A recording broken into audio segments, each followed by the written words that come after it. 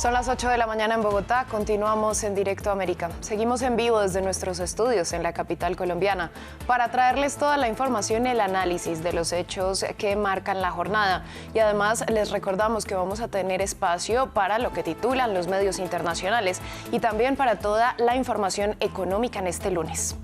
En Revista de Prensa vamos a hablar de algunos de esos medios internacionales. Este lunes, Los Angeles Times y The Guardian reseñan en sus portadas el despliegue de la Guardia Nacional ordenado por el presidente estadounidense Donald Trump en Los Ángeles ante el registro de protestas contra las medidas migratorias del líder republicano. Enseguida lo vemos con Ilmari Angulo. En nuestra crónica de economía nos ponemos en contexto con la reunión en curso de representantes chinos y estadounidenses para tratar de limar las asperezas comerciales. ¿Cómo la guerra comercial ha impactado el comercio bilateral? Se los contamos en minutos con Daniela Blandón. Por ahora revisamos los hechos que marcan la jornada. Inició en Niza la tercera cumbre de Naciones Unidas sobre los océanos que busca proteger los mares. Un encuentro del cual Estados Unidos es el gran ausente y su presidente ha sido blanco de fuertes críticas por su intención de explotar la minería en el fondo del mar. Israel interceptó el barco de la coalición Flotilla de la Libertad y retuvo a los activistas que planeaban llevar ayuda humanitaria a la Franja de Gaza. Autoridades israelíes afirmaron que deberán regresar a sus países. Organizaciones internacionales denunciaron el actuar de Israel como una clara violación al derecho internacional. Por tercer día consecutivo, miles de personas protestaron en la ciudad estadounidense de Los Ángeles. Los manifestantes condenaron las redadas anti-inmigración del gobierno de Donald Trump, quien ordenó el despliegue de la Guardia Nacional. El mandatario asegura que estos episodios fortalecen su política de deportaciones.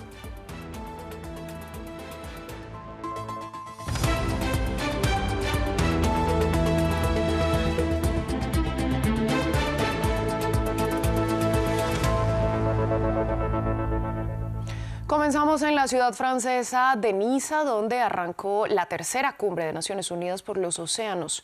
Un encuentro coorganizado con Francia y Costa Rica que tiene un gran ausente. Estamos hablando de Estados Unidos, con fuertes críticas a la administración de Donald Trump por sus planes para explotar la minería en el fondo del océano.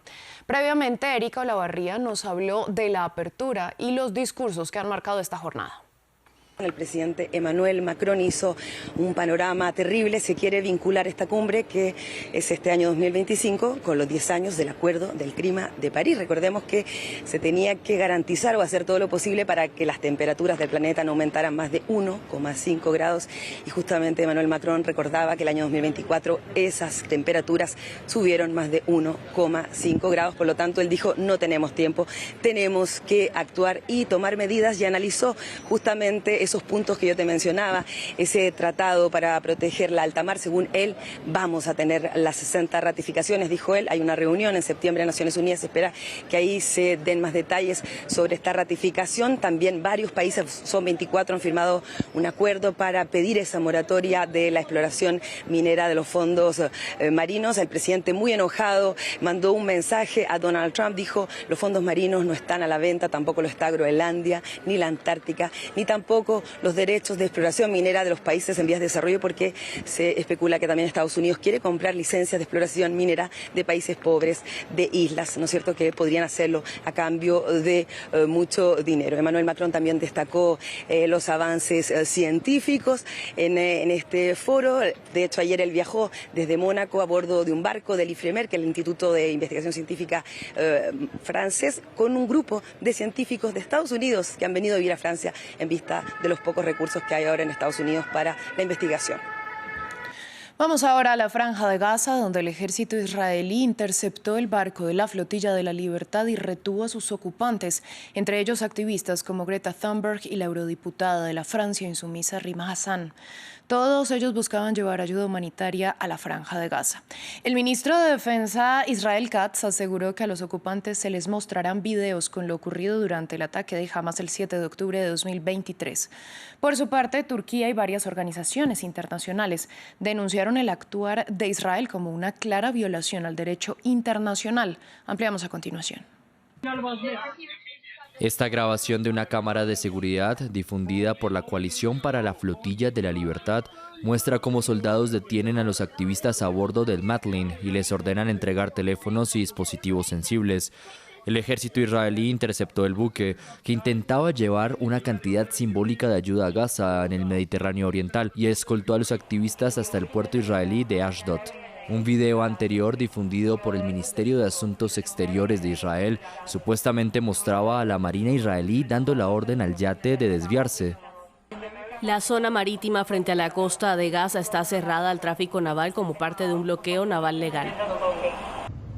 Las autoridades israelíes informaron de que los 12 tripulantes, entre los que se encontraban Greta Thunberg y la eurodiputada francesa Rima Massin, serían deportados. El ministro de Defensa Israel Katz también dio instrucciones a los militares para que obligaran a los activistas a ver imágenes de los ataques perpetrados por Hamas el 7 de octubre. La coalición de la Flotilla de la Libertad, que organizó la salida, dijo que los activistas habían sido secuestrados por las fuerzas israelíes. El yate de bandera británica zarpó de la isla italiana de Sicilia el 6 de junio para desafiar el bloqueo naval israelí de Gaza. El Ministerio de Asuntos Exteriores israelí rechazó la acción como una provocación y afirmó que distribuiría la ayuda por su cuenta. Hay formas de distribuir ayuda a la Franja de Gaza que no impliquen selfies de Instagram. La pequeña cantidad de ayuda que se encontraba en el yate y no fue consumida por las celebridades será transferida a Gaza a través de canales humanitarios reales. Israel se enfrenta a una creciente condena internacional por la crisis humanitaria en Gaza, tras imponer un bloqueo total de 11 semanas que, según afirma, era necesario para presionar a Hamas. Israel empezó a permitir la entrada de ayuda a Gaza el mes pasado. Pero las organizaciones humanitarias afirman que Israel debe permitir la entrada de más suministros para evitar una hambruna masiva en el enclave. Continuamos en el enclave palestino, donde la vida cotidiana ha sido alterada en todas sus facetas, incluso en las festividades religiosas como el Eid, una de las más importantes para los que profesan el Islam. Los palestinos musulmanes, sobre todo los niños, relatan los cambios en esta celebración desde el inicio de la guerra. Lo vemos en el informe de Dacil Lanza. Eid al-Adha, o fiesta del sacrificio, es una de las más importantes del calendario musulmán. En 2025 comenzó la noche del viernes y terminará en la del martes. Antes de la guerra éramos muy felices. Durante Eid esperábamos a nuestros tíos, cogíamos el regalo de Eid e íbamos al parque de atracciones, a la playa, a parques, donde nos apetecía. Éramos muy felices. Estamos esperando y no hay regalo de Eid. Hay ataques aéreos, mártires. El viernes, niños en la ciudad de Gaza jugaban en columpios, un trampolín y patinetas de velocidad en medio de edificios destruidos. Desde la mañana los niños oyen canciones. Eid está aquí, Eid está aquí. Queremos llevar ropa nueva, pero no hay Eid ni ropa nueva. Mis hijos me despertaron llorando pidiendo su regalo de Eid y yo no tengo ni un shekel para darles. El Eid al-Adha marca el punto culminante de la peregrinación anual del Hajj a la Meca en Arabia Saudita, y en la que los musulmanes sacrifican animales para conmemorar la voluntad de Ibrahim o Abraham de sacrificar a su hijo por orden de Dios, y suelen distribuir la carne entre los pobres. El ejército israelí intensificó sus operaciones en Gaza desde que rompió un frágil alto el fuego con Hamas en marzo, tomando más territorio mientras el gobierno mantiene su objetivo de continuar la guerra, según dicen, hasta terminar con Hamas. Tel Aviv lanzó su campaña en el enclave luego del ataque del grupo armado el 7 de octubre de 2023, en el que murieron unas 1.200 personas y 251 fueron tomadas como rehenes, según recuento del gobierno de Netanyahu. En su ofensiva, más de 54.000 palestinos murieron, según las autoridades sanitarias de Gaza. Cambiamos de tema, vamos a Ucrania, donde el ejército informó que Rusia lanzó 479 drones entre la noche del domingo y la madrugada del lunes, en el mayor bombardeo con estos aparatos. Mientras tanto, Rusia y Ucrania indicaron que este lunes se llevó a cabo un nuevo intercambio de prisioneros de guerra de menos de 25 años, tal como estaba pactado en la reunión de Estambul la semana pasada. El acuerdo incluye también la entrega de cadáveres de soldados muertos en combate de ambos países. Miles de familias están a la espera de poder recuperar los cuerpos de sus seres queridos. Veamos el siguiente informe desde Kiev de Catalina Gómez Ángel, enviada especial de France 24. Esta es la sala de cremación más grande de todo Kiev y tal vez de toda Ucrania, y por más triste que sean las escenas que se viven aquí diariamente, son soñadas por miles de familias de soldados ucranianos que tienen la categoría de desaparecidos. Muchas de esas familias creen que los suyos murieron en el frente, pero sus cuerpos no se pudieron recuperar debido a las condiciones de la batalla. Sin embargo, aún todavía viven con la incertidumbre de saber si están vivos o muertos. 2 compañeros lograron salir heridos, pero él no, cayó. Pero no pudieron evacuarlo porque comenzó un bombardeo con tanques y morteros. Y aunque los que estaban con él están seguros de que murió, y no tengo razones para dudar de ellos, aún así, mientras no lo vea con mis propios ojos, no creo que esté muerto. Él prometió volver.